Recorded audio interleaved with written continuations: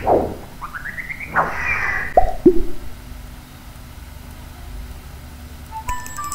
semuanya, Assalamualaikum warahmatullahi wabarakatuh. Hari ini kita berjumpa kembali ya. Nah, hari ini kita masuk bab baru nih. Bab ketiga, yaitu tentang pewarisan sifat atau genetika. Gimana? Penasaran gak untuk materi hari ini? Pastinya penasaran dong, makanya harus tetap simak terus ya. Nah, sebelum kita masuk ke materi, jangan lupa kalian wajib like dan subscribe dulu channel.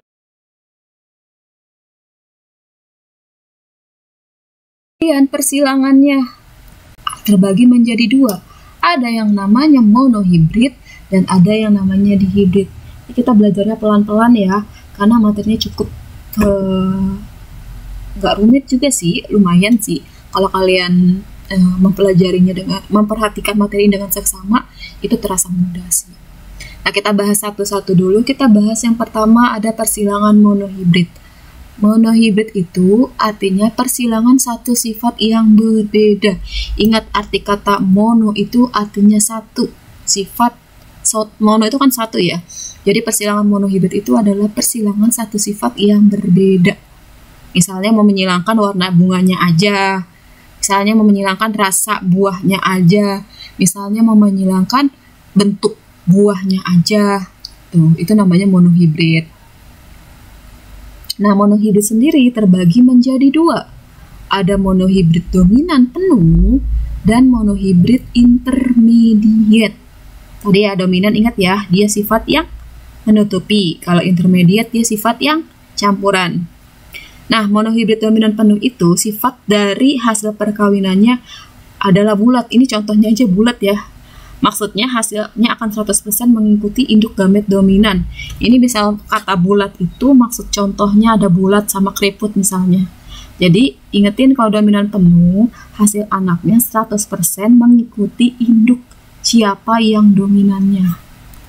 Nah, misalnya nih ada warna mawar, ungu sama putih dikawin silangkan. Nanti anaknya warnanya ungu karena dari ungu sama putih misalnya warna ungunya yang dominan. Tapi kalau misalnya ungu sama putih, misalnya putih dominan, anaknya bakalan putih. Jadi ingetin ya, hasil anaknya itu mengikuti siapa yang dominan kalau dia monohibrid. Bedanya dengan intermediate, kalau intermediate itu sifat dari hasil perkawinannya adalah setengah dari induk jantan maupun betina. Jadi dia campuran. Misalnya ada bunga merah dikawinkan dengan putih, karena dia intermediate campuran, berarti dua-duanya menang. Hasil anaknya merah muda. Jadi beda ya, kalau dominan penuh hasil anaknya mengikuti siapa yang dominan. Kalau intermediate hasil anaknya campuran dari kedua induknya. Ya, jadi harus dipahami nih. Hari ini kita bahas yang dominan penuh dulu aja ya. Next baru yang intermediate, nextnya lagi baru yang dihibrid. Jadi kita pelan-pelan dulu aja. Nah, kita bahas yang monohibrid dominan penuh dulu. Contohnya, bunga berwarna merah dengan genotip M besar tadi berarti merah artinya apa? Fenotip ya, karena dia terlihat. Genotipnya M besar berarti dia adalah yang dominan kan? Disilangkan dengan bunga putih dengan genotipnya M kecil. Jika warna merah dominan terhadap warna putih dan F1 disilangkan dengan sesamanya, maka perbandingan keturunan F2-nya adalah, tuh ingetin, bunga warna merah genotipnya M besar disilangkan dengan putih genotipnya M kecil. Apabila F1 disilangkan dengan sesamanya, maka perbandingan F2, tadi F itu artinya apa? Anak ya, jadi dia minta keturunan keduanya, bukan keturunan satunya tapi keturunan keduanya berapa perbandingannya. Nah, caranya gimana? Yang pertama kita tulis dulu P1. Tadi P artinya apa? Induk ya, bener ya. Jadi kita tulis dulu orang tua pertama, genotipnya. Tadi genotip adalah yang simbol. Tadi disimbolkan ini kan, M besar mau dikawinkan dengan M kecil. Kita tulis genotipnya M besar disilang atau dikawinkan dengan M kecil. Kemudian yang kedua kita tulis fenotipnya dulu. Fenotipnya. Tadi M besar itu kode buat warna merah. M kecil kode buat warna putih. Sampai sini bisa dulu.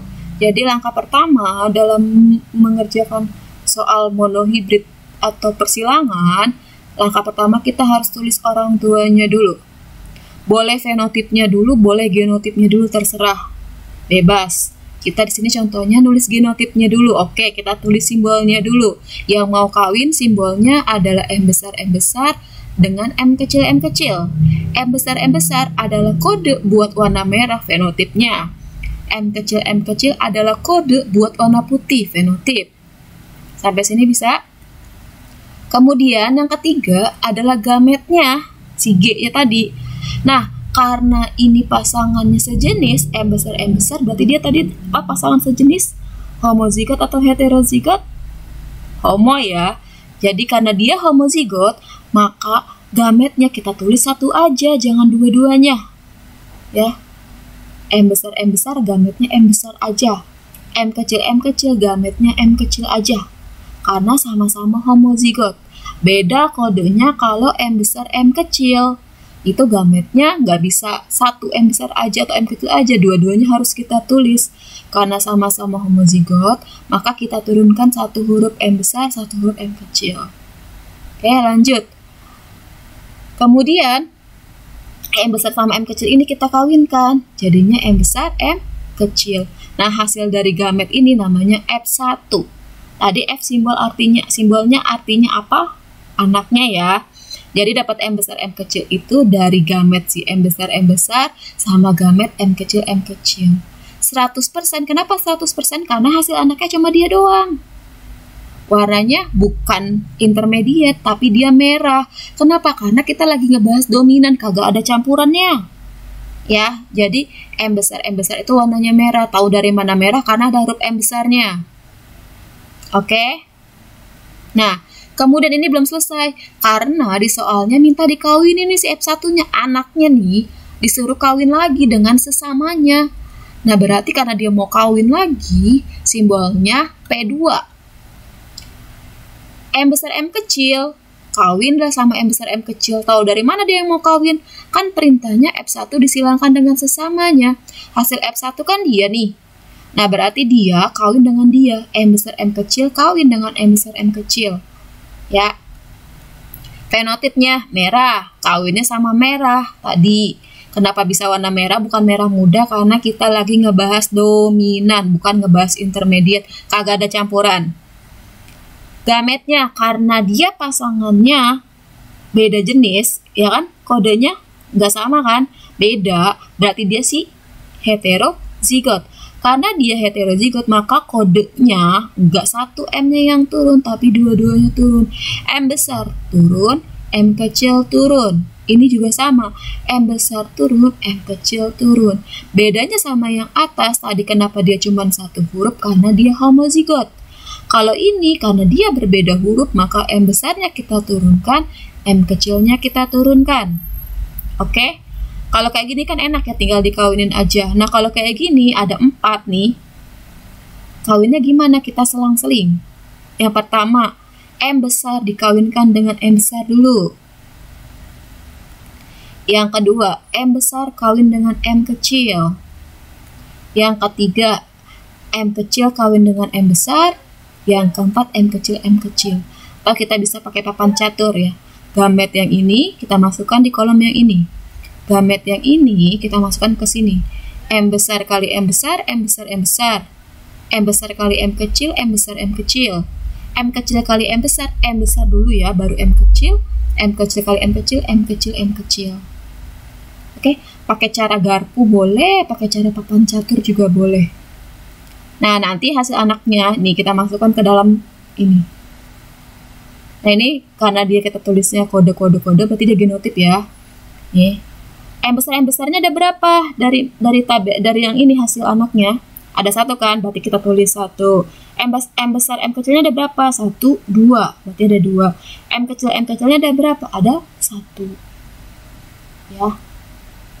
M besarnya ada 1, M besar M kecilnya ada 2. M kecilnya ada 1. Nah, ini genotipnya. Fenotipnya, oh ini persentasenya. Ya oke. Nah, dapat persentase ini dari mana? Karena anaknya cuma 1, kita tulis 1. 4 dari mana? Dari hasilnya. Tuh, 2, 3, 4. Berarti 1/4. Karena minta persentase, maka dikali 100%. 100 bagi 4 kan 25. Nah, ini 2 perbandingannya 2/4 dikali 100%, yaitu 50%. Ini juga sama ya, 25% dari 1. Nah, fenotipnya M besar adalah simbol buat warna merah, M besar M kecil adalah warna merahnya, M besar M kecil juga merah, M kecil putih. Nah, berarti total merahnya ada berapa? 1, 2, 3. Berarti fenotipnya merahnya ada 3, putihnya ada 1. Kalau di persentase berarti 3/4, tuh 23 per tuh 234 dikali 100%, 75%. Kalau ini 25% sama ya tadi caranya, 1/4 dikali 100%, yaitu 25%. Sampai sini paham nggak nih? Bingung ya? Gak gampang kok. Nanti